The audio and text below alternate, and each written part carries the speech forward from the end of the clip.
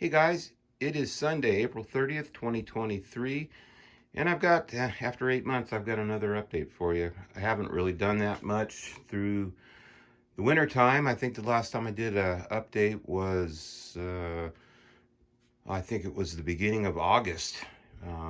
After I got it was like a year since I'd finished it, and I did that update, and since then I've gone to work driving a school bus for First Student here in Grants Pass, and I started that in September, so that actually kept me pretty busy through the winter. Been doing that. I enjoy it.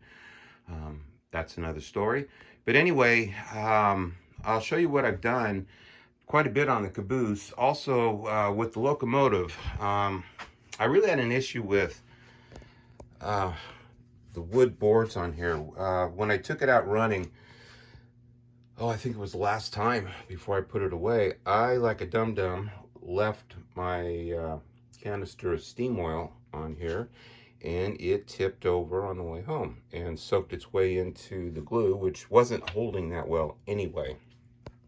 And so I had to take all the boards off, all the way around, even on the sides and the back. So I spent a while taking those off carefully without damaging or breaking them, and stripped the construction adhesive that I used off with the Safe brand of MEK, which stripped all that glue off, and it got it right down to bare metal, and basically started over with the wood and got those fastened down with a really nice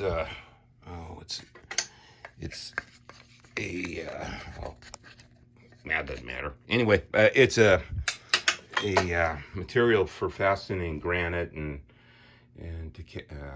mirrors and things. It's a really killer adhesive. But anyway, as far as the locomotive is ready to go, I'm probably going to be taking it out here in a couple of weeks and do a run day down in Medford. But anyway, as far as the caboose, I haven't done anything with the fuel car other than I did paint the truck sides on the fuel car and the caboose. Got those all taken care of. Rather than take them apart, I just hand painted them, and actually it was a tedious process of painting them with a Q-tip, which actually worked really good. You got in all the little crevices, and I didn't have to take them apart, and that made it a whole lot easier. But I did, I've added lenses to the markers on the caboose, and they're just broken car lenses that I found laying around, and just painstakingly sanded them to fit the openings in the. Then they turned out real well. Also got them wired. I'll show you that here in a minute. So they actually function. There's a little switch right here that turns them on and off. I'll give you a little better view of that. But on the outside, I added a smokestack for the little pot belly on the inside. So let me set this camera down and take the lid off the caboose, and I'll show you what I've done. Hang on.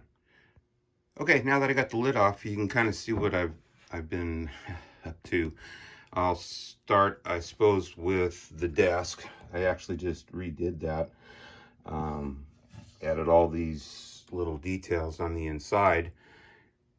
The first third of the caboose will be just storage, and it's almost half. But anyway, I just kind of did some rough details on it. It's just blocks of wood. It's not nothing highly detailed. It's just supposed to give the illusion of something inside the cab. The conductor's area. Made a little desk light, and there's actually just scrap pieces of brass from building the locomotive. Same way with the little spittoon. That was just a blowdown knob on. It was on the back of the locomotive. Actually, it looked like one of these guys here that I I ended up not using on the locomotive, and it did a little turning on the lathe and ended up with a little spittoon, and they're just little pieces of paper with some scribbling on it to kind of give an illusion of something. And that's just a little piece of orange wire that I kind of made it into a pencil. And I did this little guy, this little coal bucket, that it was just a nozzle off of a propane torch that I just kind of banged into the shape of a coal bucket, and did that, and just a waste paper deal. And my little pot belly, I got some little LED lights, and just turn it on, and you got a little, probably can't see, there we go.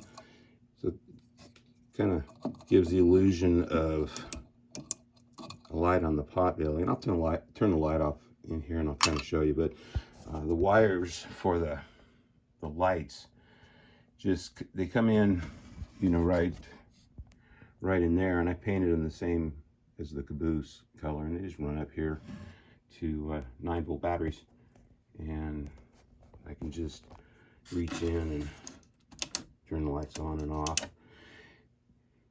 And there's also, I'll show you on, there's a one under here. There's another light right under there that you probably can't see very well. And at night, I can illuminate all the... Hey, sorry about that, guys. I've been having some issues with the camera on this phone, and it, right at the end of the little segment there, before I put the lid back on, it froze up on me. But I've got everything turned on. I'll go ahead and flip the lights off on the shop, and you kind of get an idea of how the interior of this is going to play out. It probably doesn't really show up that well on the video, but it's just something to give the illusion of a workstation